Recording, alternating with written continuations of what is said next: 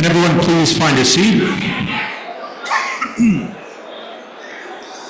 We will start the program in just a minute.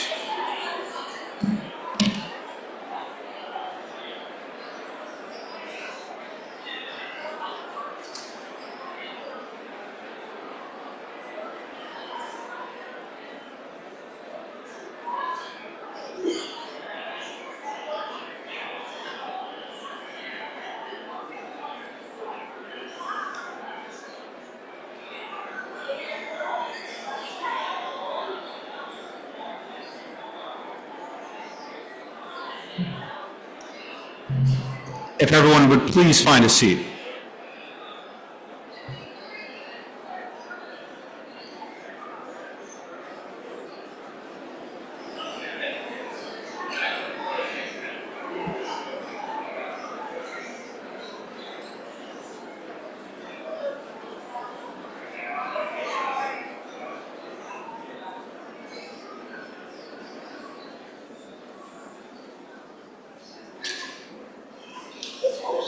Good evening, I'm John Miko, the Executive Director of the Union League Legacy Foundation. It's my great honor and privilege to be with you this evening for tonight's Civil War Roundtable. Few housekeeping items for our program tonight. First, if you would please take a moment to silence your cell phones, or better yet, turn them off.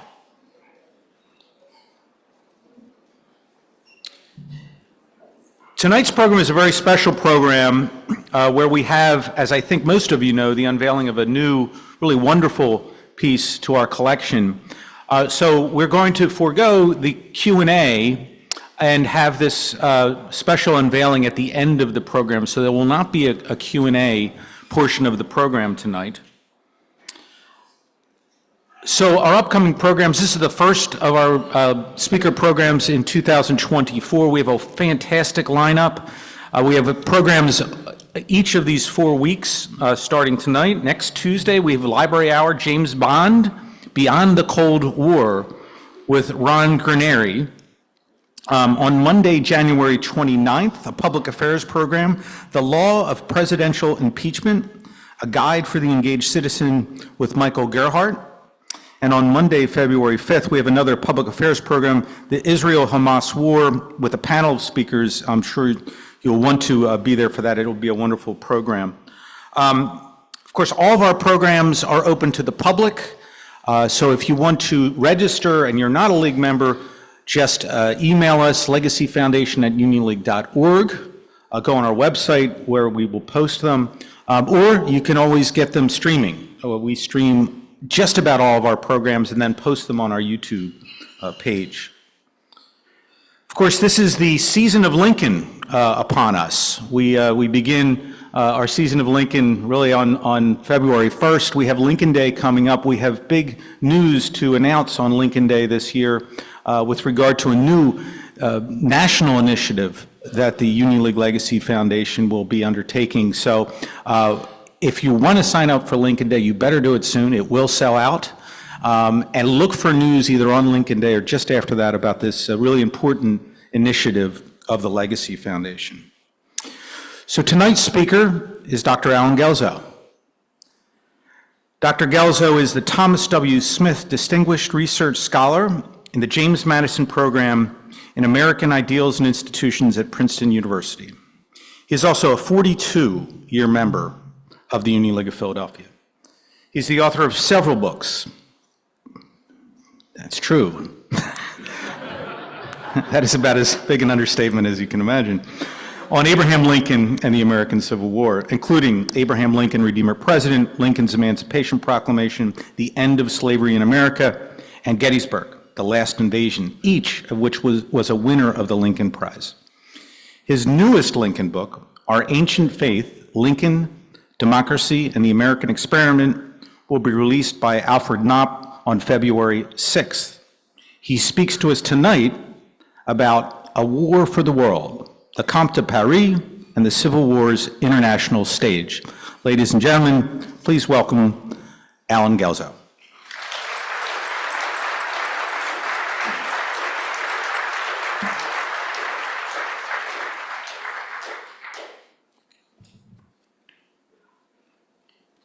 First of all, let me express some words of thanks to John Miko and the Legacy Foundation for the opportunity to speak tonight.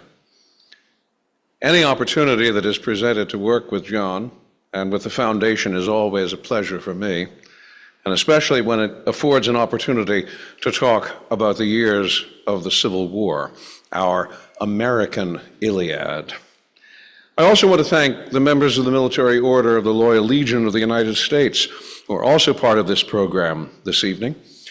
I thank them with a certain, how shall I say, uncertainty, because I would actually never be qualified to be a member of Mollis. I am not a descendant of a Civil War veteran. None of my forebears were here in time for Fort Sumter, much less Gettysburg or anything else like that.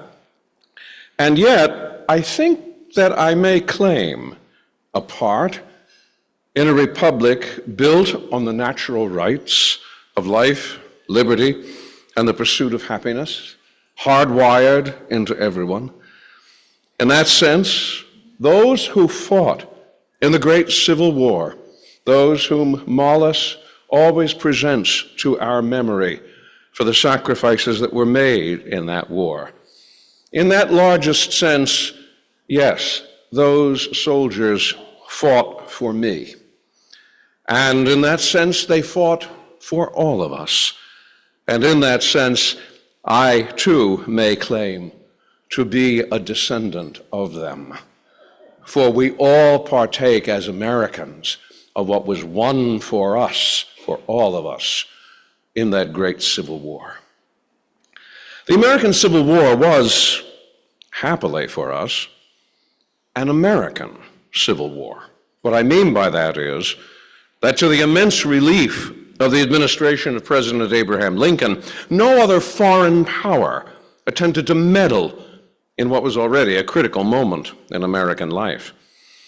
That doesn't mean, though, that there weren't moments when meddling came close to happening, especially in 1861, when a U.S. Navy warship forcibly boarded a British flag passenger vessel, the Trent, in the West Indies, and hauled 2 Confederate diplomats and their families off her decks.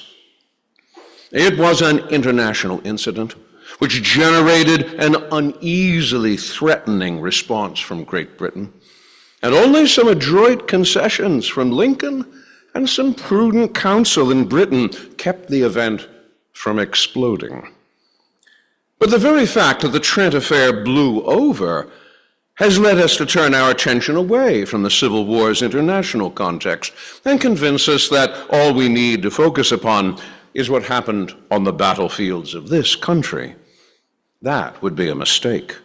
As early as June 8, 1861, only 2 months after the war began, Secretary of State William Henry Seward advised the United States diplomatic envoy in Great Britain, Charles Francis Adams, that every instruction you have received from this department is full of evidence of the fact that the principal danger in the present insurrection, which the President has apprehended, is that of foreign intervention, aid, or sympathies.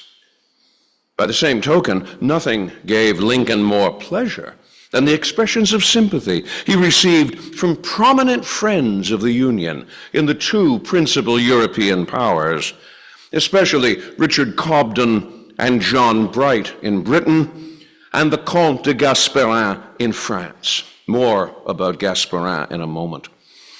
Lincoln actually kept a lithograph of John Bright on the mantelpiece of his White House office, and he corresponded with the Comte de Paris. Lincoln recognized that the United States could not fight 2 wars, one against the Confederacy and the other against Europe, simultaneously. Even more important, he also believed that the outcome of the American Civil War would have international repercussions, because a failure by the United States government to reassert its sovereignty over the rebellious Confederacy would be taken as proof in every great nation that democracies were too inherently unstable to survive. The American Civil War would be a war for the Union. It would become a war to end human slavery in America, but it would also serve as a test, as Lincoln would define it at Gettysburg, of whether any nation conceived and dedicated to the propositions of a democracy of equal citizens could seriously endure.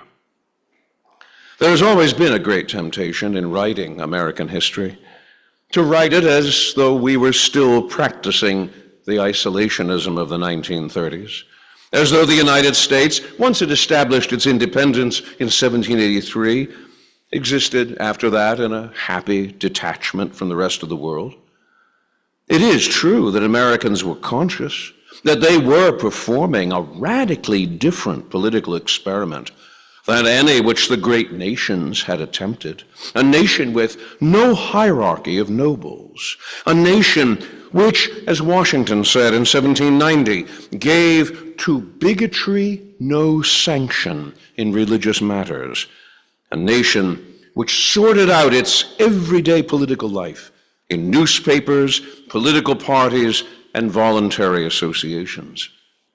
It seems to have been reserved to the people of this country, wrote Alexander Hamilton in the first of the Federalist Papers, to decide by their conduct and example the important question whether societies of men are really capable or not of establishing good government from reflection and choice, or whether they are forever destined to depend for their political constitutions on accident and force. But all of that had to be done in the shadow of unsympathetic aristocratic neighbors. The British Empire to the north in Canada, Spain on the far side of the Mississippi River, France in the West Indies, even the Russian Empire on the distant borders of the Pacific Ocean. And not a single one of them wished America well. Otto von Bismarck, who forged the German Empire, smilingly insisted that one cannot lead or bring to prosperity a great nation without the principle of authority, that is, the monarchy. Even Charles Dickens, no admirer of aristocrats himself, snarled at the American democracy as maimed and lame, full of sores and ulcers, foul to the eye and hopeless to the sense. So when the American Civil War broke out, aristocratic Europe rejoiced.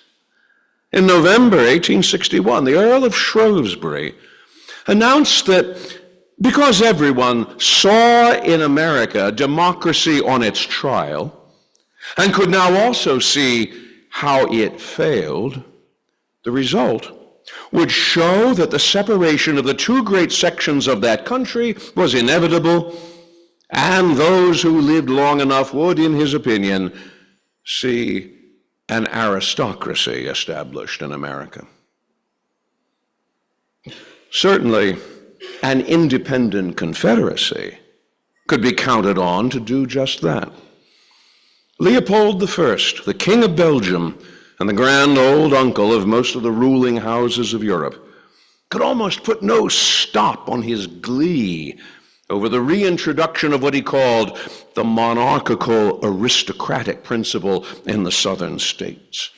And getting to that goal, wrote to the king to his son-in-law, the Austrian Archduke Ferdinand Maximilian, would come, he predicted, through a British-French offer of good offices of mediation, possibly with the cooperation of Russia. Such an offer, Leopold was confident, would be declined by the Union, and that would be the excuse for forcible intervention in the war and the recognition of the southern states as an independent nation. Just how prepared the monarchs were to do exactly that can be glimpsed by how eagerly France ruled by the Emperor Napoleon III, seized the distraction of the war to throw the Monroe Doctrine to the winds, send a French invading army to topple the Mexican Republic, and install Ferdinand Maximilian as Emperor of Mexico. Napoleon III, therefore, had everything to gain from promoting Confederate independence, since nothing would more effectively secure his hold on Mexico and a new French empire in the New World than dismembering the United States. By the fall of 1862, he was proposing an immediate suspension of arms in this miserable war in America. This Napoleonic armistice would give Americans time to look about them, to count their losses, and learn how little is to be gained by continuing the war. The emperor had no shortage of imperial flunkies eager to second his motion.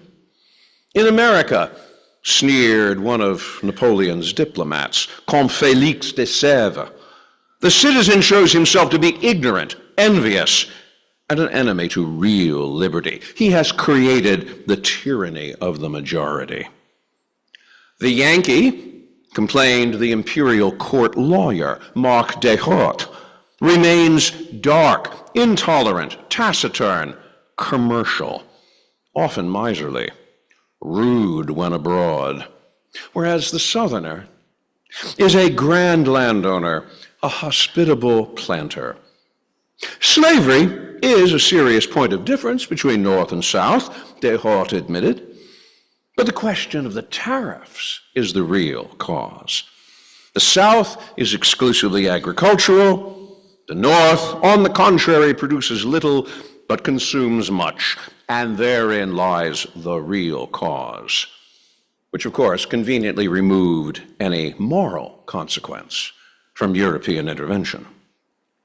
This, he said, should lead France and Britain to a rapid peace and the respective independence of the two states. And it was largely through the favor of the emperor's government that the Confederacy was able to secure its largest foreign loan, the Erlanger Loan of 1863. But after 45 years of revolution in France, not even Napoleon III had a complete grip on French opinion. "It is time," exclaimed the semi-anonymous FC in his pamphlet, The Civil War in America and Slavery, in 1862. "It is time that Europe speaks in a single voice that we no longer want slavery. And if the voice of reason and humanity will not be heard, then let the cannon speak and the soldiers do the rest." The most resolute of dissenters was Agénor Etienne, the Comte de Gasperin, a Huguenot who had been agitating for the end of slavery and the slave trade since the 1830s, who dissented so vigorously from Napoleon III that he exiled himself to Switzerland, and who now wrote 2 full-length books in defense of the Union cause. Like Lincoln, Gasperin believed that the American Civil War was a war for the world, to determine whether people could indeed govern themselves or whether jumped-up emperors like Napoleon III were needed to do it for them. "It is important to us all," Gasperin thundered, "that the American institutions come out intact from the trial. The whole world is interested in the issue of the debate. The success of America would be a decisive argument in favor of liberty. If liberal institutions come out victorious from a tempest where many hope to see them perish, will this be nothing? Not only is the abolition of slavery a prodigious deed made to honor our century, and the influence of which would make itself felt afar, but other problems propounded in the New World will now be happily resolved. The answer to this question does not alone include the future of America, it also includes our own. For others, however, deeds and not words were the preferred medium of response. And among those who preferred deeds was Louis-Philippe Albert d'Orléans, the Comte de Paris. And thereby hangs a tale about not just the politics of the American Civil War, but revolutionary France. When France erupted in violent revolution in 1789, the kings of France belonged to the House of Bourbon, and in 1789 that meant Louis XVI. The Bourbons could trace their lineage as rulers of France back to the 13th century. But in the face of the revolution, they lasted for less than 4 years, as Louis XVI went to the guillotine, along with a multitude of others.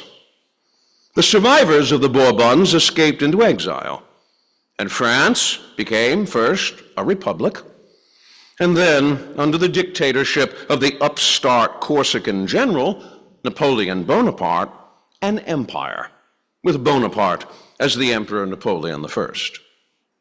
Napoleon, in turn, only survived until the combined weight of the other European monarchies crushed him and sent him into his own exile in 1815.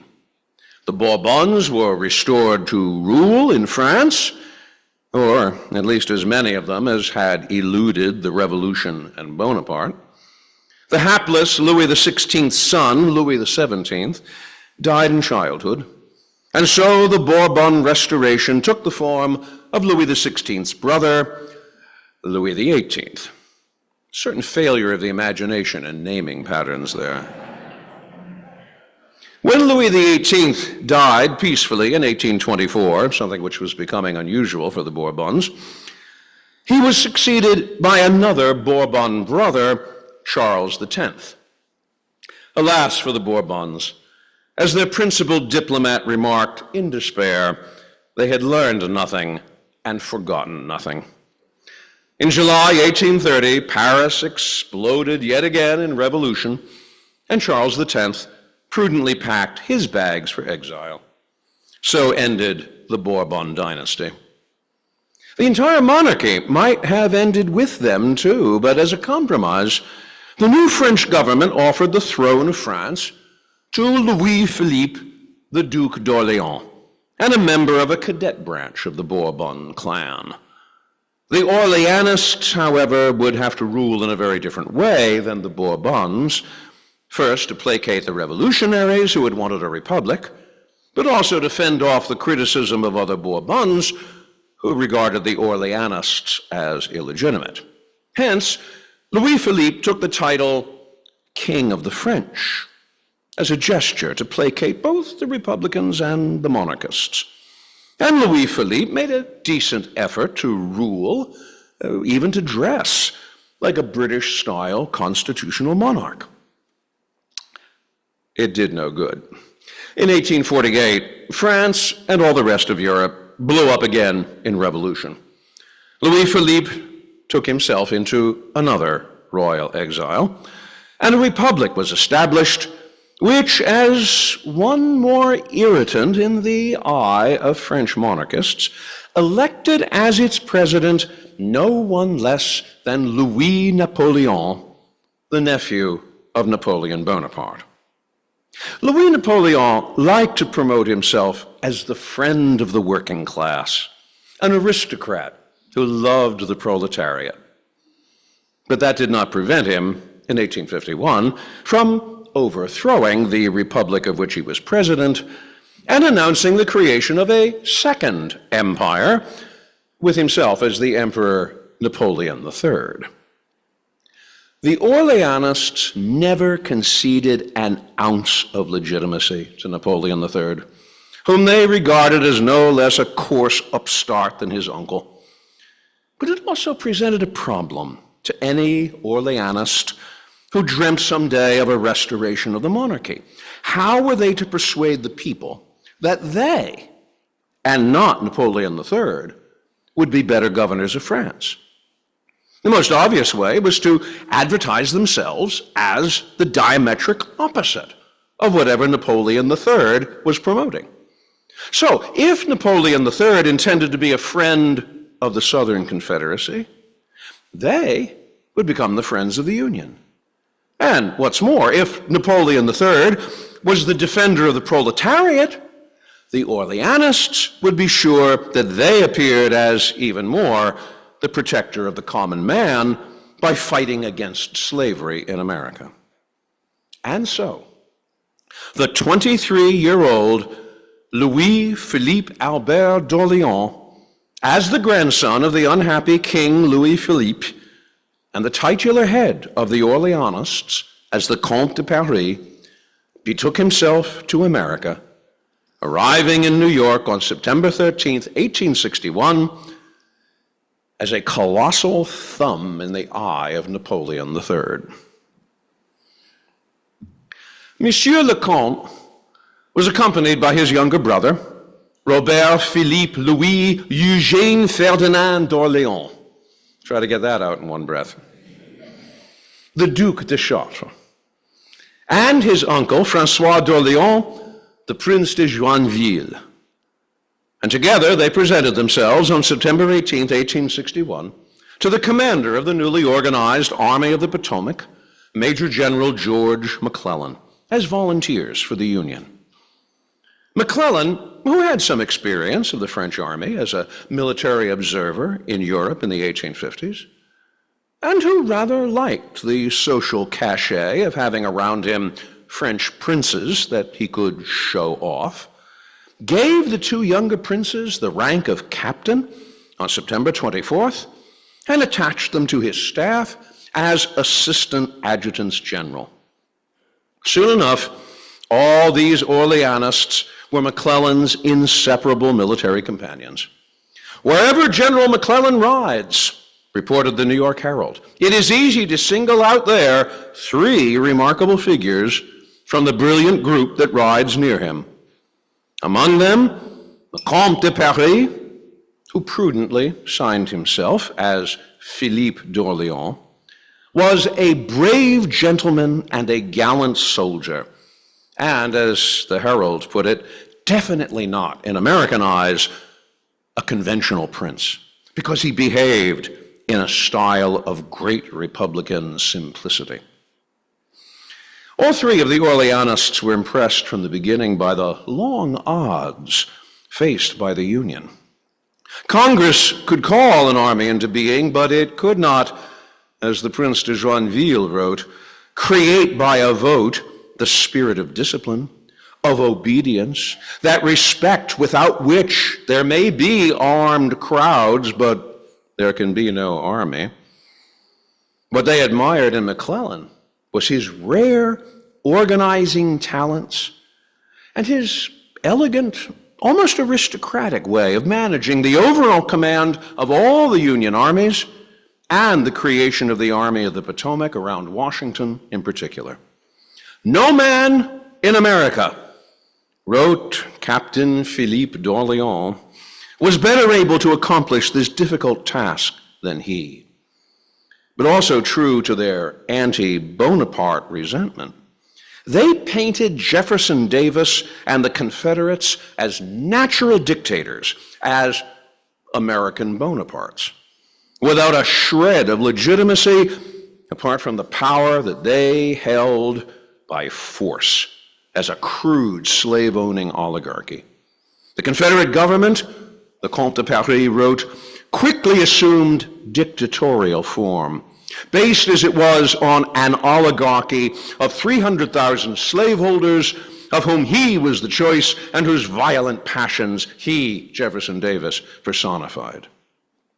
Captain d'Orléans wanted it clearly understood that the Orleanists were entirely the friends of the Union, that the war was the result of a ditch dug between slavery and free labor, and that slavery was indeed not the pretext nor the occasion, but the sole cause of that antagonism, the inevitable consequence of which was the Civil War. The Orleanist princes served McClellan through the winter of 1861 and embarked with him in April on the Great Peninsula Campaign against the Confederate capital at Richmond. Landing at Fortress Monroe, they ascended the York and the Pamunkey to the headwaters at White House, and from there, moving to the formidable barrier of the Chickahominy River at a few miles from Richmond. The Prince de Joinville would later remark that the most important obstacle that they faced was not the Confederate Army, but the complete absence of all information in regard to the country and to the position of the enemy. Their best sources of information turned out to be, as he wrote, deserters and Negroes. Encounters which Joinville, who was a talented amateur artist, recorded in a series of 35 watercolors. But a more difficult obstacle was the increasing reluctance of the Lincoln administration to trust McClellan. When Lincoln relieved McClellan of overall command of the Union armies in March of 1862 and confined McClellan solely to command the Army of the Potomac, the Comte de Paris characterized the order as an error of judgment by Lincoln, a man without experience. Sadly, the practical good sense and innate uprightness of Lincoln failed him on this occasion. That, in turn, undermined the overall success of the Peninsula Campaign. Both Captain d'Orléans and his brother rode sword in hand into the melee at Gaines' Mill at the start of the 7 days' battle, where they acted as aides to General Fitz-John Porter. But they could not pull victory from the jaws of defeat, either there or elsewhere. Moreover, Napoleon III's determination to insert himself into the American crisis was nearing a climax in May of 1862, as a French army secured a grip on Mexico and the possibility of a confrontation between France and the United States increased. The position of the two princes would have been too equivocal, as the Comte de Paris biographer delicately put it years later. On July 16th, having made whatever statement they needed to make about their interest in the Civil War, they were on their way home, leaving from Boston for England. But whatever may be the designs of the present emperor with reference to the United States, prophesied the New York Herald, the princes are extremely desirous of fondly cherishing the French tradition of eternal unity with the United States. The Orleanists' experience of the war was not, from a practical military point of view, terribly rewarding. The Prince de Joinville wrote later in 1862 that the American military lacked a permanent general staff, a cadre of professional managers who could ensure that all the parts of an army worked together, which meant that their own role as staffers for McClellan gave them little scope for making anything happen. The functions of the adjutant general are limited to the transmission of the orders of the general, Joinville complained. He has nothing to do with seeing that they are executed. The general has no one to bear his orders but aides-de-camp who have the best intentions in the world and are excellent at repeating mechanically a verbal order, but to whom nobody pays much attention if they undertake to exercise any initiative whatever. No one knew the country. The maps were so defective that they were useless. Everyone kept his observations to himself, not from ill will, but because it was nobody's special duty to do this general work. Nor, when they returned to Europe in 1862, did the Orleanists win much ground against the Bonapartists. In 1870, with the outbreak of the Franco-Prussian War, Napoleon III spitefully refused them permission to serve in the French army. And when the debacle of that war forced Napoleon III to flee into the same exile to which his predecessors had fled, France established a third republic, not an Orleanist monarchy. And so the Comte de Paris would, until his death in 1894, lead what the Edinburgh Review gently described as the life of a country gentleman, more occupied with literature than with politics. Nevertheless, Louis-Philippe d'Orléans never regretted the exhilarating experience of serving with the Army of the Potomac. He would always insist that his happiest days were those spent as captain on the staff of General McClellan's army. He remained a McClellanite, even as McClellan proved that a good organizer was not necessarily the same thing as an aggressive strategist.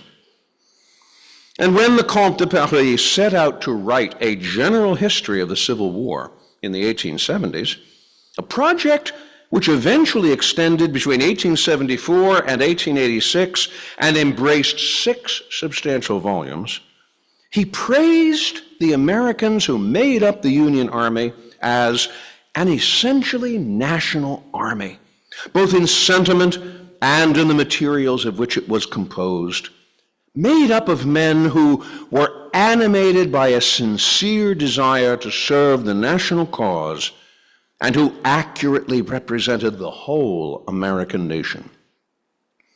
He had no similar sympathy for the lost cause. Whatever the slave power, whenever and wherever, was in the ascendant, people did not even dare to mention its name for fear of touching upon too dangerous a subject. It was on this condition only that such an institution could maintain itself in a prosperous and intelligent community. It would have perished on the very day when the people should be at liberty to discuss it. Therefore, notwithstanding their boasted love of freedom, the people of the South did not hesitate to commit any violence in order to crush out, in its very incipiency, any attempt to discuss the subject. In the 1880s, the Comte de Paris' old comrades of the Army of the Potomac begged him to visit the United States again. Even more than visit, some actually suggested that he find a permanent home in America. In 1886, Major General Daniel Butterfield, the one-time Chief of Staff of the Army of the Potomac, wrote to Louis-Philippe, urging him to come over to us. We old soldiers will receive you gladly.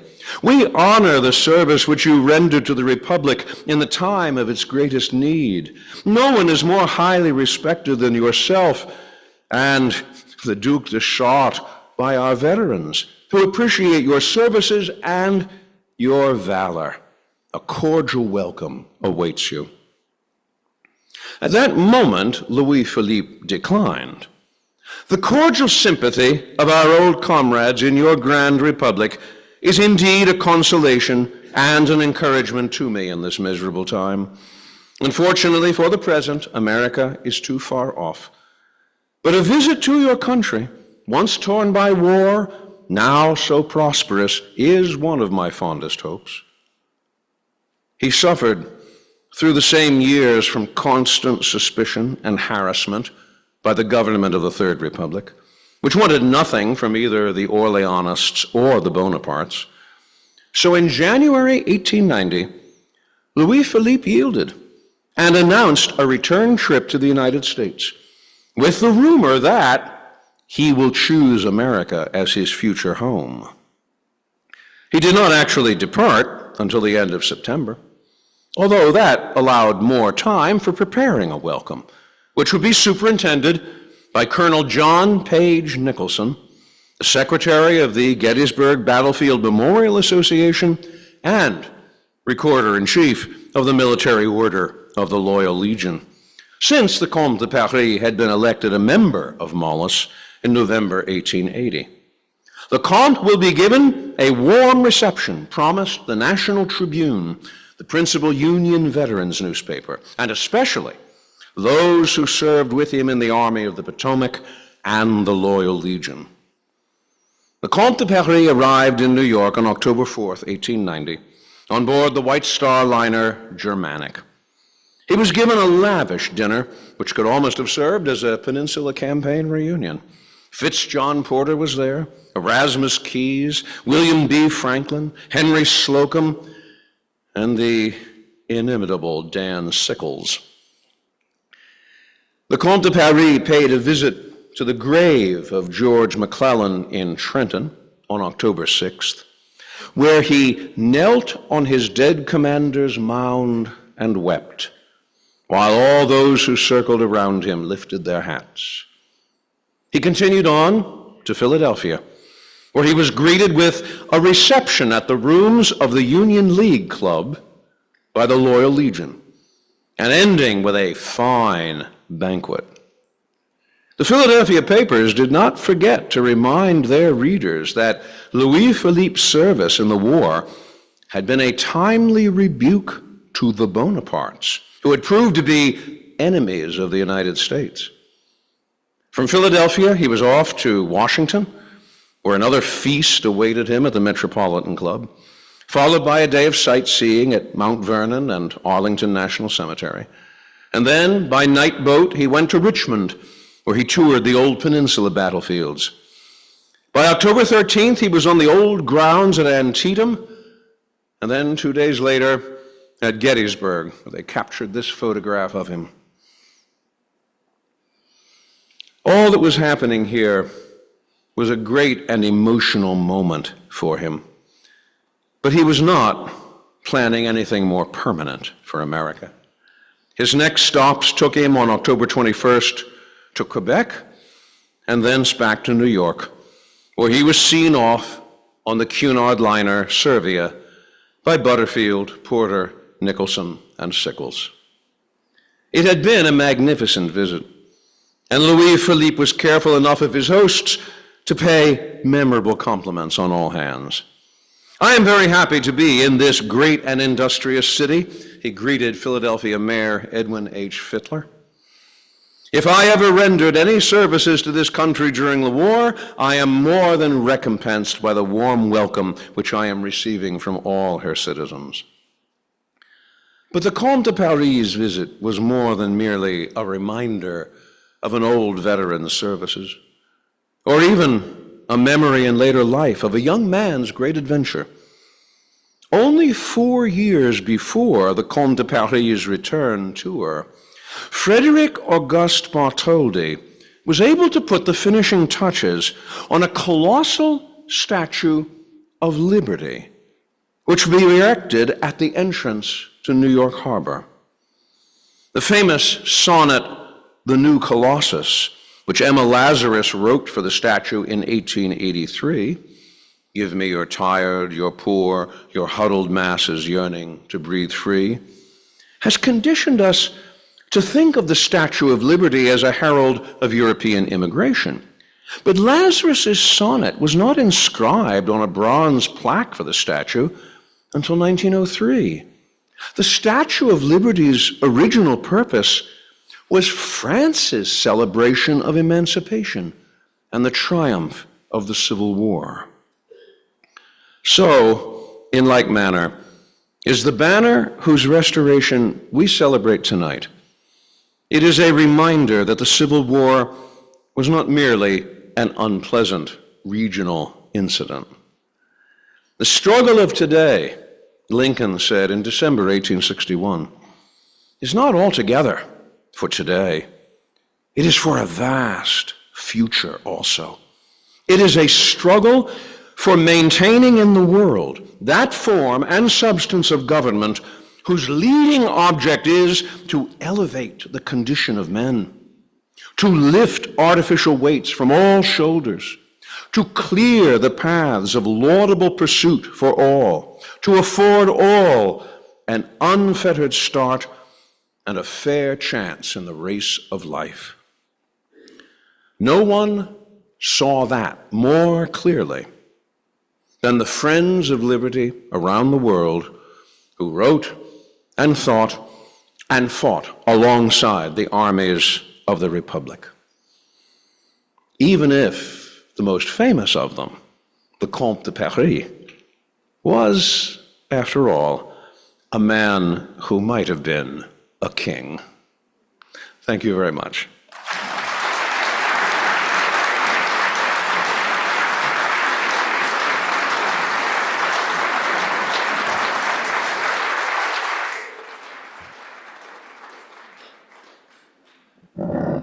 Thank you, Alan. That was a wonderful talk. Of course, we never get tired of listening to Alan, but the content of this is so meaningful and so on point with this second part of tonight. And Alan, I thank you. Ladies and gentlemen, please thank Alan Guelzo once again.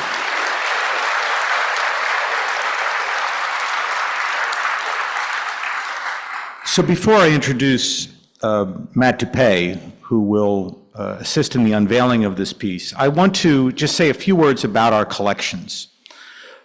The Union League Legacy Foundation has a tremendous collection. Some of it you see every time you come in to the Union League building. Of course, you see the great artwork that we have. Small pieces of it you may see in exhibits throughout the house or in our exhibit space. Some of it you may see at the National Constitution Center. But that's just a small piece of it. We have a really wonderful archival collection. Most of it is archival. Most of it is paper-based, papers and books and wonderful, wonderful pieces of American history that focus on the Civil War. It has come to us through all different means. The largest piece of that, if not surprisingly, is through the Union League of Philadelphia, but there are other significant collections. All of this is cared for by Keely Tullio. Keely, is Keely here? Where's Keely? Oh, there she is. Hello, Keely. Keely, yes, please thank Keely.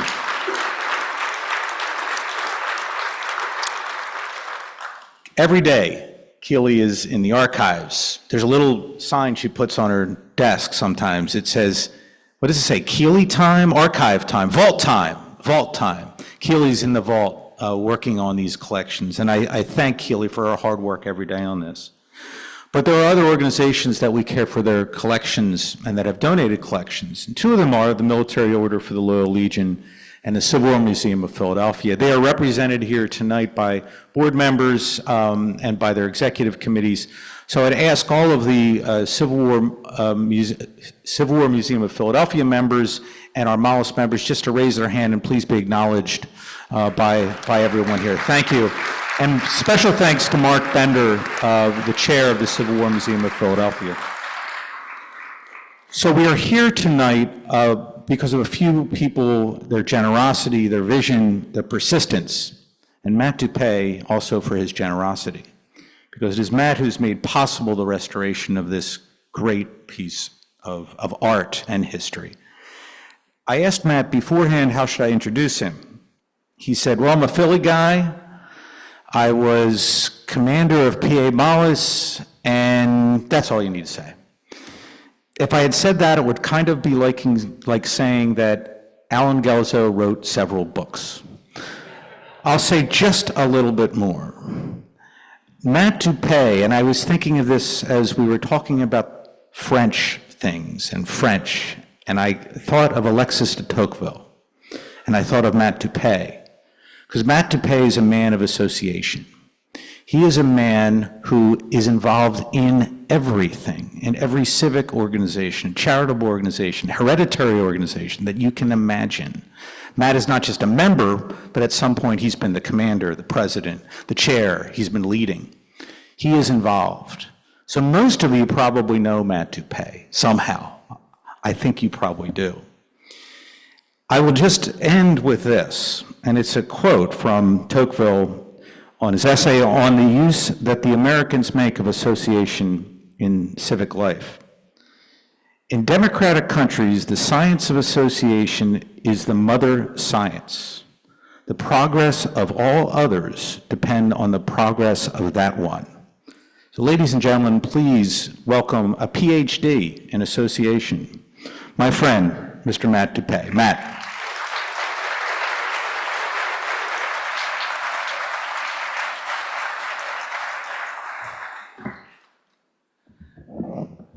I do not intend to long delay the thing that you came for in addition to Alan's talk. I'm sure for many of you, particularly the hardcore Civil War buffs, I know my friend Andy Waskey this would be a dream to appear on a Civil War podium with Alan Guelzo.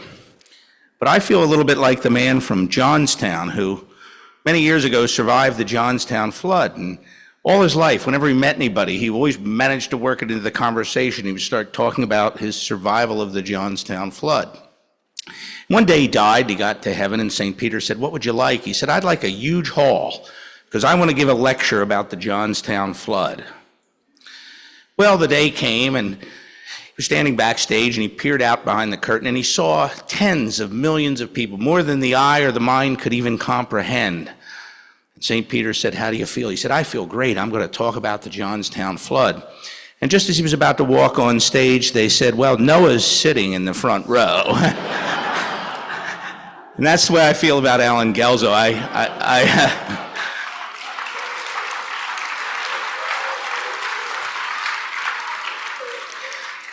There's not really much I can add to what Alan does, and I know later this evening, Joe Coleman, the past Commander-in-Chief of Mollis, and who's a great inspiration and help to me as I traverse this, is going to talk a little bit more in an after party about the history and the chain of custody of the banner and its history. But you will see in a few minutes how beautiful it is.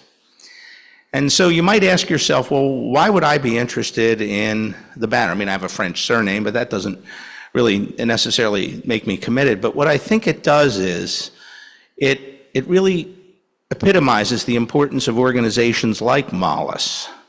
So for those of you that are not familiar with Mollis, I'm sure most of you are, but some of you may not be. Mollis is an organization composed of the descendants of Civil War Union officers.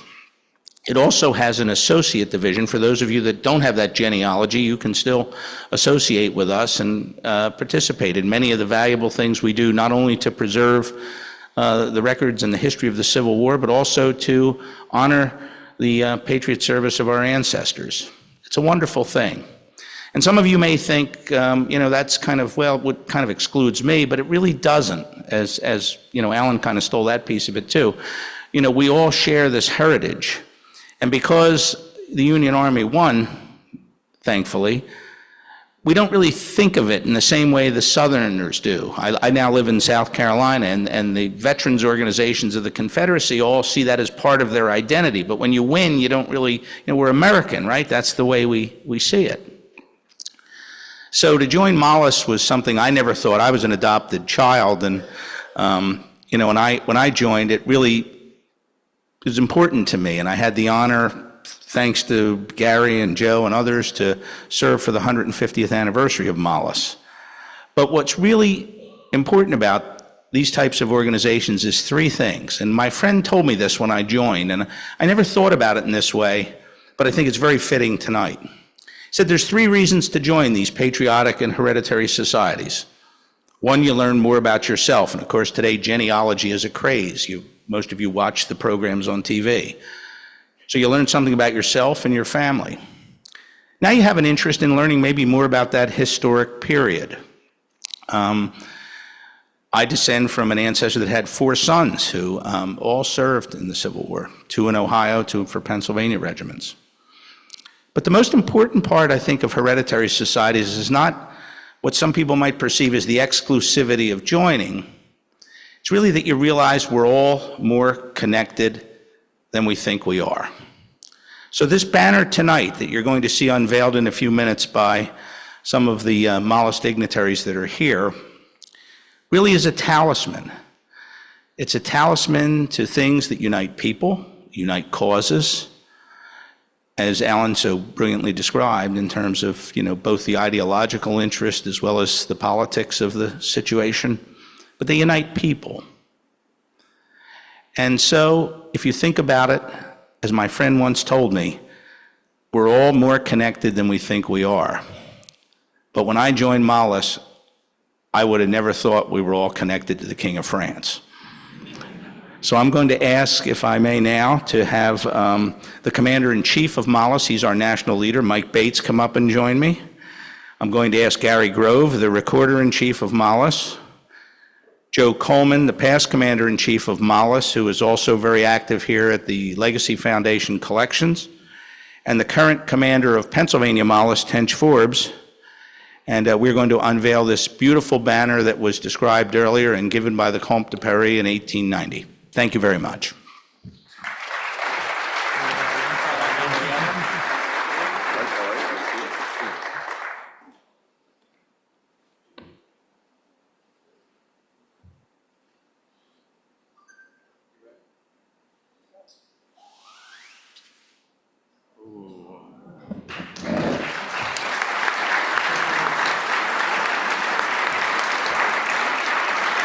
Matt, gentlemen, thank you for this. This is an incredible addition to our collection. It will hang on the second floor on Broad Street, so just about 100 feet to our east here. And it is a fantastic piece that does connect us. I thank all of the gentlemen from Mollis, in particular, Matt, for your generosity. Thank you. And now I think what we would like to do before everyone comes up and takes a look at it is we'd like all of the members of Mollis, is that correct? Matt, you should introduce the French consul. You see why in the event of war I would always be a hostage. I forgot to introduce one of our honored guests tonight. We're very pleased that I'm going to ask her to rise just to be welcomed by you all to the honorary French consul, Marine Havel, the consul from France in Philadelphia.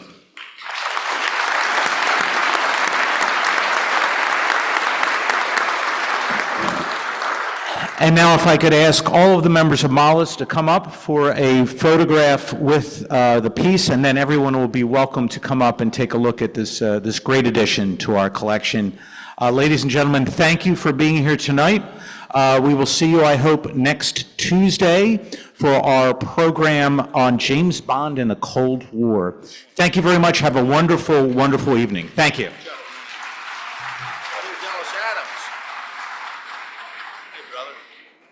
Something to see you, brother.